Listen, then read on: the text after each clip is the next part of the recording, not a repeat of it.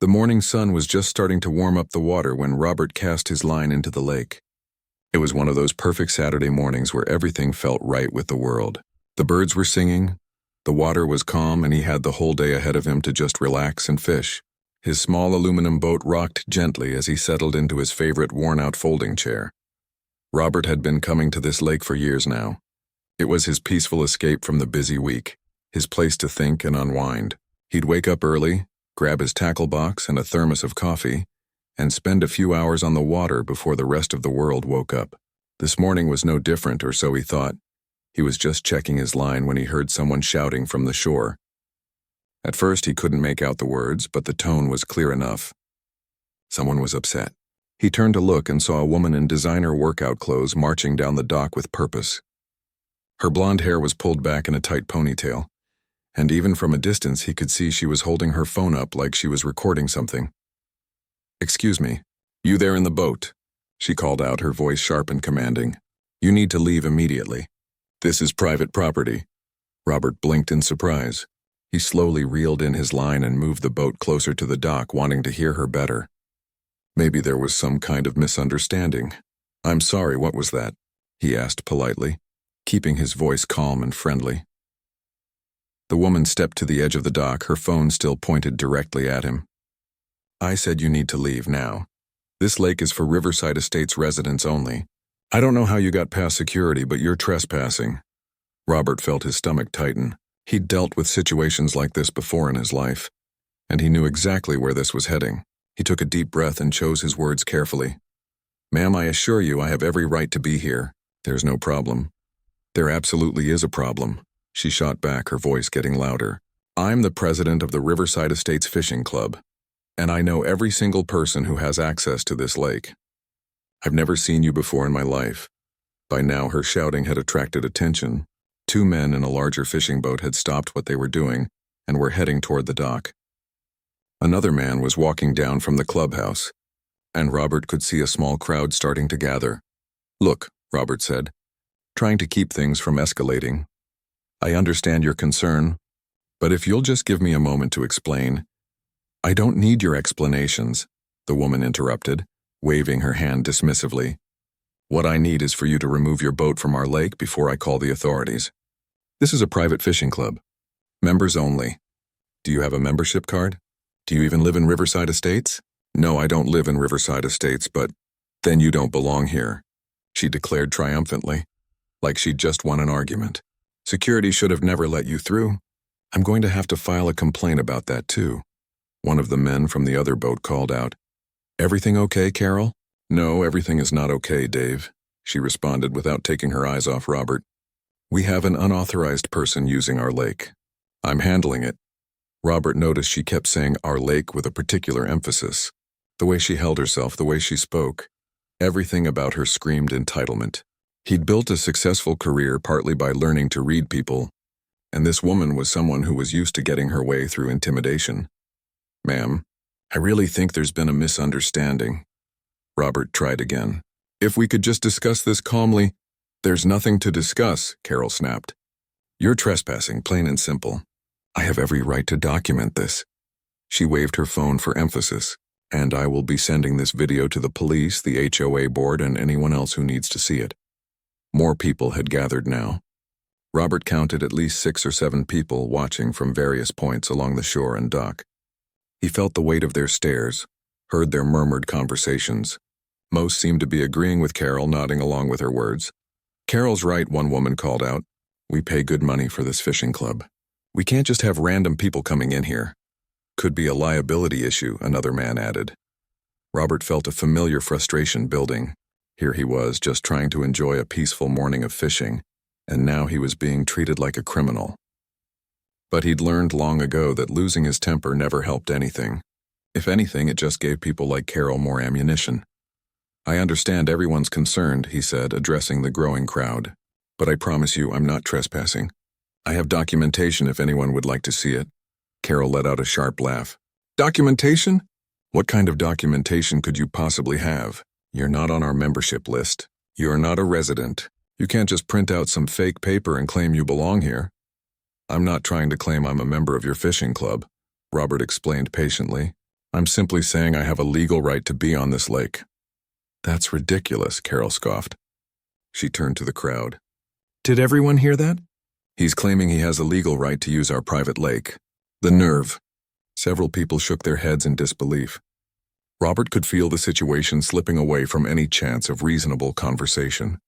Carol had already made up her mind, and she was playing to her audience now.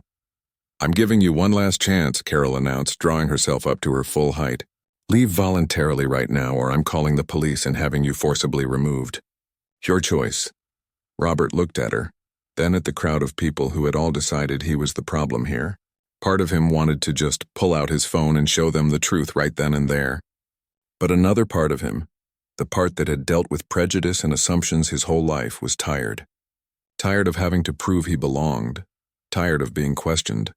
Tired of people making snap judgments based on what they saw rather than taking a moment to actually listen.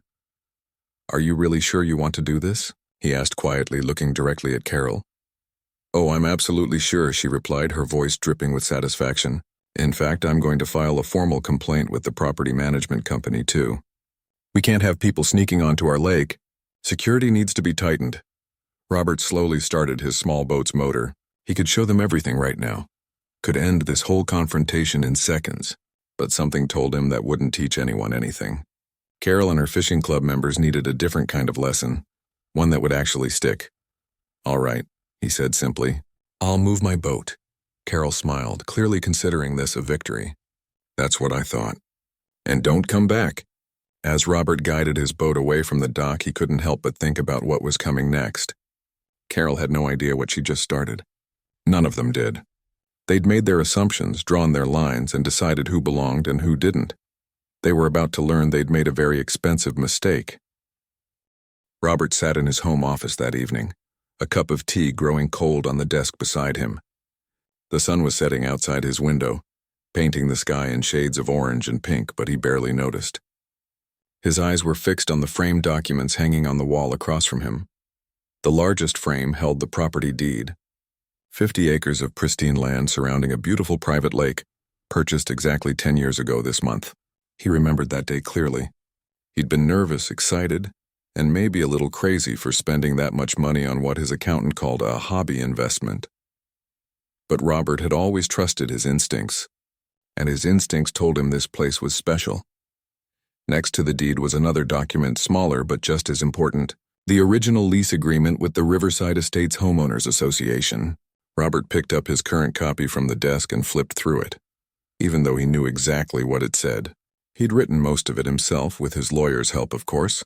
The agreement was simple and fair. The HOA could lease access rights to the lake for their fishing club. In exchange, they paid him a modest annual fee, handled basic maintenance of the docks, and agreed to respect the property. Robert had deliberately kept the fee low. At the time, he'd thought it would be good for the community. Let people enjoy nature, build some goodwill with the neighbors, keep the place from feeling empty when he wasn't there. He'd never expected them to take advantage of his generosity the way they had. Robert leaned back in his chair and thought about how he'd ended up here. Most people who knew him now only saw the successful businessman, the guy who'd made it big in tech and retired young, but he remembered the struggling years, working 2 jobs while building his first software company in a tiny apartment. He remembered the investors who wouldn't even take meetings with him, the people who assumed he was the janitor when he walked into his own office building. He'd sold that company 5 years ago for more money than he'd ever dreamed possible. Suddenly, he had the freedom to do whatever he wanted. Some people bought sports cars or massive houses.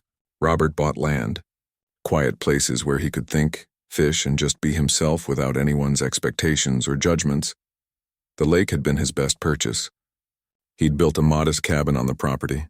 Nothing fancy, just a place to stay when he wanted to get away from the city. He kept his nicer boat in storage and usually took out the old aluminum one because it was easier to handle. And honestly, he liked it better. It reminded him of fishing with his grandfather as a kid. Robert had chosen to keep a low profile around the lake. He didn't advertise that he owned it. He didn't throw his weight around or demand special treatment. He just wanted to fish in peace and let other people enjoy the place too. Apparently that had been a mistake. His phone buzzed with a text message. It was from his lawyer, Helen. responding to the message he'd sent her earlier about the morning's incident. Just reviewed the security footage you sent. Want me to start preparing termination papers for the lease? Robert stared at the message for a long moment. This wasn't a decision to make lightly. If he terminated the lease, it would affect the entire fishing club. Not just Carol. There were probably some decent people in that group who had nothing to do with her behavior. But then he thought about Carol's face that morning. The absolute certainty in her voice when she'd told him he didn't belong, the way she'd rallied everyone against him without a second thought. And something else bothered him too, something that had been nagging at him all day. Robert opened his laptop and pulled up the security camera footage. He'd installed the cameras years ago, mainly to monitor wildlife and make sure nobody was vandalizing the property. He rarely checked them unless there was a reason. Now he had a reason. He scrolled back through the past few months of footage, watching at high speed, and what he saw made his jaw tighten. This wasn't the first time Carol had confronted people at the lake. He watched her arguing with a young Hispanic couple who'd been fishing from the shore with their kids. That had been about 6 weeks ago. They'd had visitor passes that Robert had given to a local community center, but Carol had run them off anyway. 3 months before that, there was another incident. An older black gentleman, probably in his 70s, trying to launch a small kayak. Carol had blocked the boat ramp with her car until he left. Robert felt sick watching it. These weren't just random mistakes or overprotective behavior. There was a pattern here, and it was ugly. He picked up his phone and called Helen. "I was hoping you'd call," she answered. "That footage is pretty damning." "It gets worse," Robert said. He told her about the other incidents he'd found. "Helen, I've been giving out guest passes to community groups for years." I had no idea she was turning people away. "She's been acting like she owns the place," Helen said bluntly, which, legally speaking, is going to be her big problem when we present this to the HOA board. "There's something else I need you to look into," Robert said. "I want to know if the fishing club is charging membership fees, and if they are, where that money is going." Helen was quiet for a moment. "You think she's profiting off your property?" "I think Carol likes being in charge of her lake," Robert replied. "And I think she's built herself a little empire on my land." "I'll dig into it," Helen promised. "Give me a few days." After they hung up, Robert sat in the growing darkness of his office. He could have just let it go. Could have kept fishing and ignored Carol and her power trips. A year ago, he might have done exactly that. He'd spent so much of his life avoiding confrontation, picking his battles, letting things slide because it was easier than fighting. But he was tired of easier. He was tired of people like Carol assuming they could treat others however they wanted with no consequences. And he was tired of being invisible in his own life. Robert pulled up the contact information for the Riverside Estates HOA board president. He'd met the man once briefly years ago when they'd first signed the lease agreement. Time to reintroduce himself properly. He began typing an email requesting a formal meeting. As he wrote, he felt a strange sense of calm settling over him. This wasn't about revenge. It wasn't even really about Carol, though she'd definitely earned what was coming. This was about doing what was right. The people Carol had turned away deserved better. The community groups he'd been trying to help deserved better. And honestly, Robert himself deserved better than to be treated like a trespasser on his own property. He hit send on the email and looked back up at the framed deed on his wall. 10 years he'd owned this lake. 10 years of trying to be a good neighbor, a good steward of the land, a good person. Maybe it was time to stop being so quiet about it. Robert's phone buzzed again. Another text from Helen. Found something interesting. Carol has been advertising the lake on social media as an exclusive amenity for Riverside Estates. She's been using it to recruit new residents and fishing club members. "I'll send you the links." Robert opened the links Helen sent. Sure enough, there was Carol's social media page, full of beautiful photos of the lake with captions, like "Our Private Paradise" and exclusive member benefits. She'd even posted about the strict security measures they had in place to keep out unauthorized visitors. She'd built her entire reputation on something she didn't own. Robert smiled, but it wasn't a happy smile. Carol thought she'd won this morning. She thought she'd protected her territory and put some random guy in his place. She had no idea that her perfect little world was about to come crashing down. The next week felt like it moved in slow motion for Robert. Every day Helen sent him new information. And every day the picture became clearer and uglier. On Monday, Helen discovered that Carol had been charging new fishing club members a $500 initiation fee. Robert sat at his kitchen table reading through the documentation, his coffee forgotten beside him. $500 per person, and according to Helen's research, she'd brought in at least 20 new members in the past 2 years. That was $10,000. Minimum. The HOA board has no record of this money, Helen had written in her email. Their fishing club account shows only the basic annual dues that go toward equipment maintenance. This initiation fee appears to be going directly to Carol. Robert shook his head. It was one thing to be territorial about the lake. It was another thing entirely to be making money off property you didn't own. Tuesday brought more disturbing news. Helen had pulled public records and found several complaints filed with the county about trespassers on the lake. All filed by Carol, all describing people who, according to Robert's records, had legitimate guest passes. She's been calling them trespassers to the authorities, Helen explained over the phone, creating an official paper trail to back up her claim that the lake needs to be more exclusive. But these people had permission to be there, Robert said, feeling his anger rising. I gave them passes myself. I know. But Carol's been building a narrative. She's trying to establish a history that justifies tighter restrictions and more control. Wednesday was when things got really interesting. Helen called him in the afternoon and he could hear the excitement in her voice. You need to see what I found, she said. I'm sending you screenshots right now. Robert opened his email and started scrolling through the images Helen had sent. They were posts from the Riverside Estates Community Forum, an online message board where residents discussed neighborhood issues. And Carol had been very active there. Post after post, she'd been bragging about the fishing club, about how she'd upgraded the membership standards and improved the quality of people using the lake. She'd written about implementing proper security protocols and making sure only the right kind of people had access.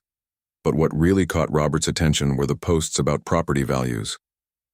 Carol had been telling potential homebuyers that the exclusive lake access was a major selling point for Riverside Estates. She'd even coordinated with several real estate agents, according to her posts, to market the lake as a private amenity. She's been using your property to increase home values in her neighborhood, Helen said. And based on some of the comments, it's working. People are buying houses in Riverside Estates specifically because of the lake access. Robert rubbed his temples. This is so much bigger than I thought. It gets better, Helen continued. Or worse, depending on how you look at it. I found her business page. She's been running a side business giving fishing lessons, and guess where those lessons take place? Robert didn't need to guess. The lake. Bingo. She's charging $75 an hour for private fishing lessons on what she advertises as the exclusive private lake. I found at least a dozen clients over the past year. Robert did the math in his head. That was thousands more dollars Carol had made using his property, without his permission, without even acknowledging that she didn't own the place. By Thursday, Helen had compiled everything into a comprehensive report. Robert read through it twice, making sure he understood every detail. The pattern was clear. Carol hadn't just been gatekeeping the lake. She'd turned it into her personal business venture. But what bothered Robert most weren't the financial aspects. It was the list Helen had put together of people Carol had turned away or confronted. Robert recognized some of the names from the guest passes he'd issued. A youth program from the city, a veterans group, a church congregation that did community outreach. Most of them were organizations that served communities of color. Robert had to take a walk after reading that part. He put on his jacket and headed out into the cool evening air, trying to process everything. He'd bought the lake partly because he wanted to share it. He'd given out those guest passes because he believed everyone deserved access to nature, to peaceful places, to the kind of experiences he'd been lucky enough to have. And Carol had been systematically blocking the very people he'd been trying to help. When he got back home, there was an email waiting from the HOA board president, Donald Mitchell. He'd agreed to the meeting Robert had requested. Friday afternoon, 3 o'clock at the Riverside Estates Community Center. Carol would be there too, since she was the fishing club president. Perfect, Robert called Helen. Meeting set for tomorrow. You ready? I've been ready since Monday, she replied. I've prepared packets for everyone. Documents, screenshots, security footage, financial records, everything. By the time we're done, they'll know exactly what's been happening. What do you think they'll do? Robert asked. Helen was quiet for a moment. Honestly, I think they're going to be shocked. From what I can tell, the HOA board has no idea what Carol's been up to. They think she's just running a fishing club. That night, Robert couldn't sleep. He kept thinking about that morning on the lake, the way Carol had looked at him. The certainty in her voice, the complete conviction that she was right and he was wrong. He wondered if she'd feel the same way tomorrow. He also thought about what would happen after the meeting. The lease agreement was clear. He could terminate it with 90 days' notice, no reason required. It was entirely his decision, and after everything he'd learned this week, part of him wanted to do exactly that. Cancel the whole thing, kick out the fishing club, and be done with it. But another part of him, the part that had bought this lake to share it with others, didn't want Carol to win that way. She'd been trying to make the lake exclusive, trying to keep people out. If he shut down all access, wasn't he doing exactly what she wanted? Robert got up and went back to his office. He pulled up the files of all the community groups he'd given passes to over the years. The youth center that taught kids about nature and conservation. The disabled veterans group that found peace in fishing. The Big Brothers Big Sisters program that brought mentors and kids out for bonding experiences. Those programs mattered. Those people mattered, and they deserved access to the lake just as much as any fishing club member. An idea started forming in Robert's mind. Maybe this didn't have to be about shutting everything down. Maybe this could be about opening things up instead. He started making notes, sketching out possibilities. By the time the sun came up Friday morning, he had a plan. It wasn't just about dealing with Carol anymore. It was about making something better, something more meaningful. Robert showered, dressed in his best suit, and gathered all his documents. He looked at himself in the mirror and barely recognized the man staring back. Somewhere over the past week, something had shifted. He'd spent so much of his life trying not to make waves, trying to fit in, trying to avoid being seen as difficult or demanding. But this wasn't about being difficult. This was about standing up for what was right. His phone buzzed with a text from Helen. On my way. See you there. Let's do this. Robert smiled and grabbed his keys. Carol thought she'd won last Saturday when she'd chased him away from the dock. She thought she was protecting her territory, maintaining her control. She was about to learn a very expensive lesson about assumptions. The meeting was in 3 hours, and Robert had everything he needed. Documents, evidence, witnesses, and most importantly, the truth. Carol had built her little empire on lies and gatekeeping and other people's property. It was time to tear it all down. Robert arrived at the Riverside Estates Community Center 15 minutes early. Helen was already there, setting up a laptop and organizing stacks of folders on the conference table. She looked up and gave him a confident nod. Everything's ready, she said quietly. Presentation is loaded. Documents are organized by topic. All we need now is our audience. The HOA board members started trickling in around 2:50. Donald Mitchell, the board president, was a tall man in his 60s with gray hair and a kind face. He shook Robert's hand warmly. Good to see you again, Donald said, though I have to admit your email was a bit mysterious. You said there were some issues with the lake access agreement? There are, Robert replied. But I think it's best if we wait for everyone to arrive before we get into details. The other board members introduced themselves. Patricia, the secretary, was a retired teacher with sharp eyes that didn't miss much. Thomas, the treasurer, looked like he'd rather be anywhere else, and Linda, the vice president, had the air of someone who took her duties very seriously. At exactly 3 o'clock, Carol walked in. She stopped dead when she saw Robert sitting at the head of the table. Her eyes went wide, then narrowed. Robert could practically see her mind working, trying to figure out what he was doing here. What is this? Carol demanded, looking at Donald. Why is he here? He's the trespasser I told you about. Donald looked confused. Trespasser? Carol, this is Robert Chen. He owns the lake. The color drained from Carol's face. What?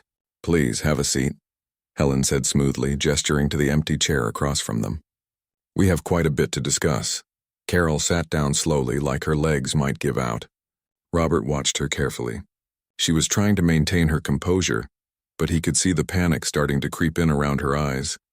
I don't understand, Carol said, her voice not quite as confident as it had been last Saturday. You own the lake? I do, Robert confirmed.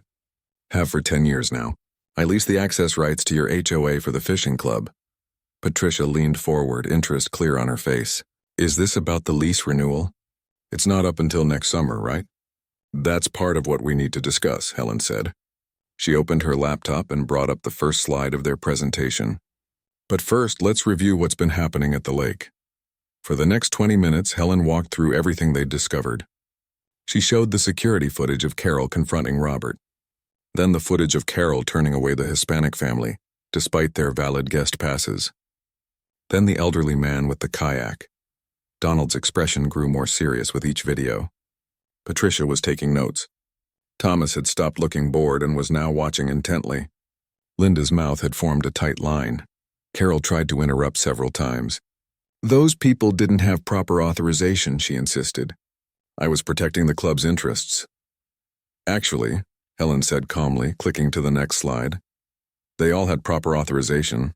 Guest passes issued directly by Mr. Chen, which brings us to our next point. Helen pulled up screenshots of Carol's posts about the lake, the ones where she called it our private paradise and bragged about exclusive access, the ones where she talked about keeping out the wrong kind of people. I never said that, Carol protested, but her voice was weak. It's right here, Patricia said, pointing at the screen. That's your username, Carol. These are your posts, Helen continued. She showed the financial records next. The initiation fees Carol had been charging, the fishing lessons she'd been giving, the money that had never made it into the HOA fishing club account. Thomas sat up straighter at that. You've been collecting fees without board approval? They were just small costs to cover club expenses, Carol said quickly. Nothing official. $500 per new member is not a small cost, Thomas replied sharply. And none of that money is in our books. Where did it go? Carol's face flushed red. She looked around the table, but no one was coming to her defense. I used it for improvements, better equipment, maintenance. We have receipts for all the equipment purchased with club funds, Thomas said. I review them every month. What improvements are you talking about? Carol opened her mouth, closed it, then opened it again. No words came out. Helen pulled up the final set of evidence. The business page where Carol advertised fishing lessons, the real estate listings that mentioned the exclusive lake access, the county complaints she'd filed against legitimate guests. By the time Helen finished, the room was silent except for the hum of the laptop's cooling fan. Donald was staring at Carol like he'd never seen her before. Patricia had filled 3 pages with notes. Thomas looked furious. Linda was shaking her head slowly. Carol, Donald said finally, his voice heavy with disappointment. Did you do all of this? Carol's composure finally cracked. I was trying to protect the lake, to maintain standards. You have no idea how hard I've worked to make that fishing club something special, something exclusive. I built that club from nothing. You built it on my property, Robert said quietly. Without my knowledge, without my permission, and you turned away people I specifically invited. Those people didn't belong there, Carol shot back, some of her old fire returning. They weren't residents. They weren't club members. They would have ruined everything we built. They had every right to be there, Robert replied, his voice still calm but with an edge to it now. More right than your fishing club, actually. Because I gave them explicit permission. You had conditional access through a lease agreement. They had direct permission from the property owner. Carol stood up abruptly. This is ridiculous. You can't just come in here and accuse me of things based on some edited videos and screenshots. I've done nothing wrong. I've been protecting HOA assets. They're not HOA assets, Helen said firmly. The lake belongs to Mr. Chen. The HOA has a lease, nothing more. And that lease includes specific terms about respecting the property and not misrepresenting ownership. She pulled out another document. It also includes a clause allowing Mr. Chen to terminate the agreement with 90 days' notice if the terms are violated. The room went completely still. Patricia stopped writing. Thomas leaned back in his chair. Linda's eyes widened. Even Carol stopped mid-breath. You're canceling the lease? Donald asked, his voice barely above a whisper. Robert took a deep breath. This was the moment he'd been thinking about all week. The moment he could shut it all down, kick them all out, and be done with it. I'm terminating the current agreement, yes, he said. Effective 90 days from today, the Riverside Estates Fishing Club will no longer have access to the lake. Carol's face showed a flash of triumph, like she thought everyone was being punished equally. But Robert wasn't finished. However, he continued, I'm not closing the lake. I'm opening it up. Now everyone looked confused. Robert stood up and walked to the window overlooking the parking lot. He could see the lake in the distance, sunlight sparkling on the water. I bought that lake to share it, he said, turning back to face them, not to hoard it. Not to make it some exclusive club for people who think they're better than everyone else. I've spent the past week thinking about what I really want for that property. He looked directly at Carol. You wanted to make it exclusive. I'm going to make it inclusive. Robert outlined his plan. He would work with community organizations to create a public access program, youth groups, veterans, families who couldn't otherwise afford lake access. There would be education programs about conservation and water safety. The lake would become a community resource, not a private playground. For Riverside Estates residents, Robert continued, there will still be access available, but it will be through a new agreement with proper oversight.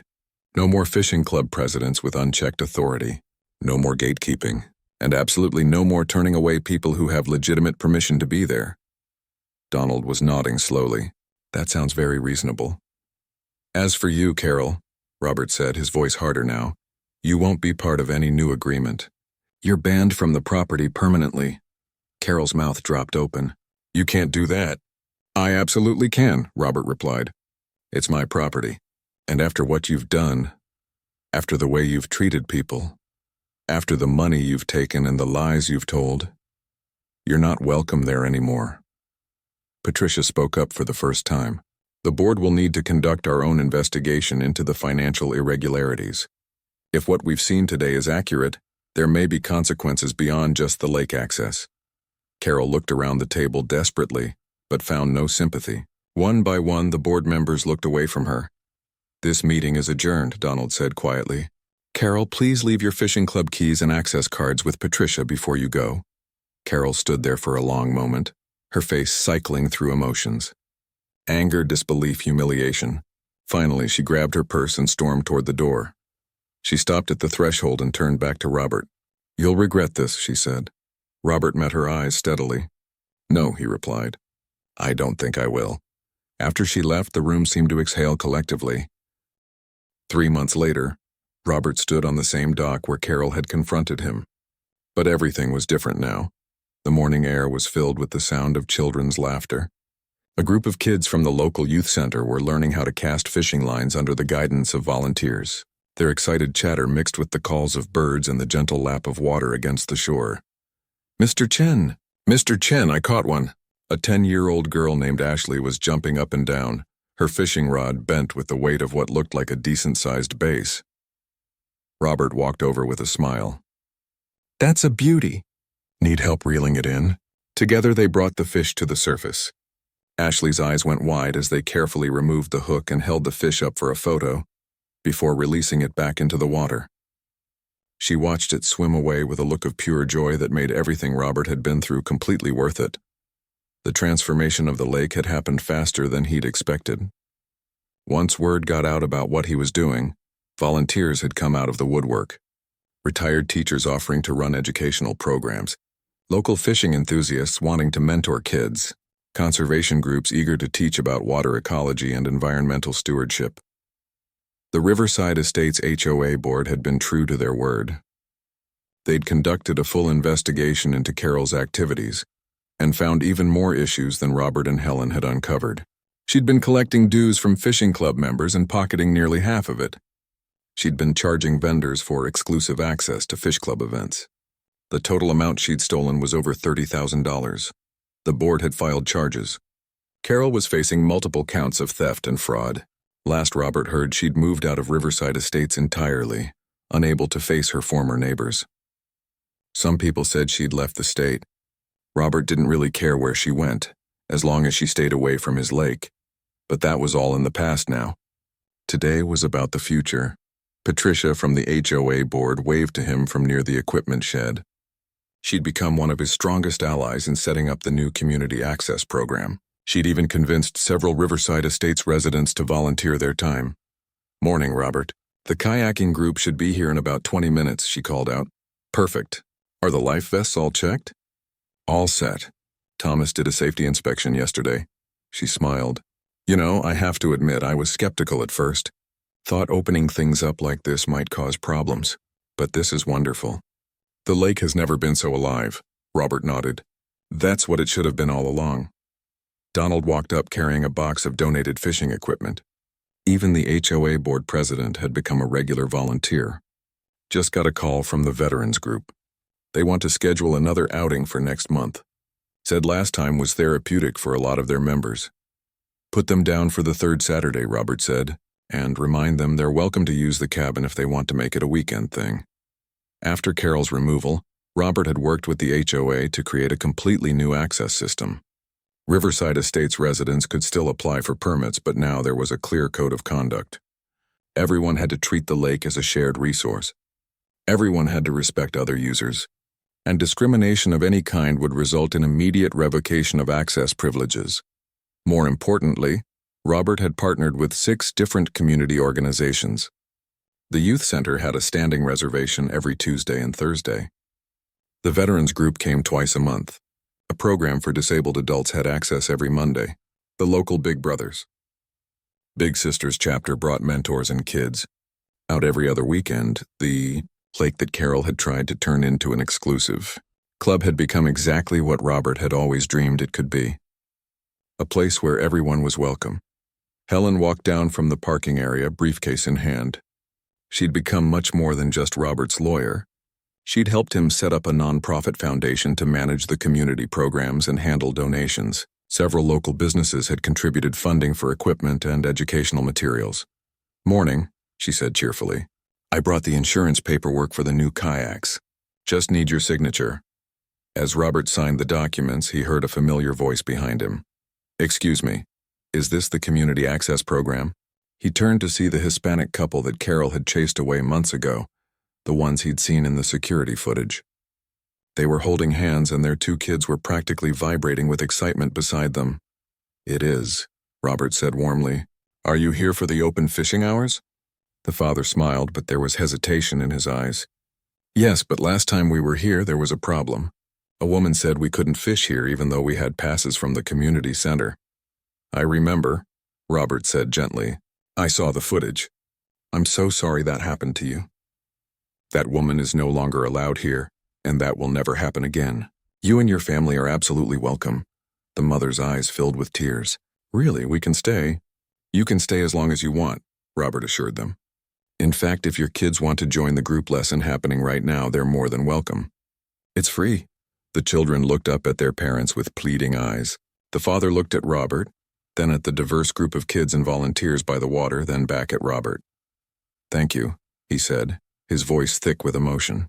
"You don't know what this means to us." Watching their kids run off to join the lesson, Robert felt something settle in his chest. This was why he'd bought the lake. Not for himself. For moments like this. Over the next few hours, the lake buzzed with activity. The kayaking group arrived, a mix of seniors from the community center learning water sports for the first time. A nature photography class set up along the shore, teaching teenagers how to capture the beauty of wildlife. 2 families from Riverside Estates fished peacefully alongside a group from a local church. No one asked anyone else if they belonged there. No one demanded to see papers or permissions. People just shared the space, helped each other, and enjoyed the gift of nature. Around lunchtime, Robert took his old aluminum boat out onto the water. He needed a moment of quiet to take it all in. He dropped anchor in the middle of the lake and just sat there, listening to the distant sounds of life happening on the shores. His phone buzzed. A text from one of the youth center counselors. 3 of our kids have asked if they can come back next week on their own time. They want to fish more. Thank you for giving them this. Robert smiled and looked out across the water. The sun was high now, making the lake sparkle like diamonds.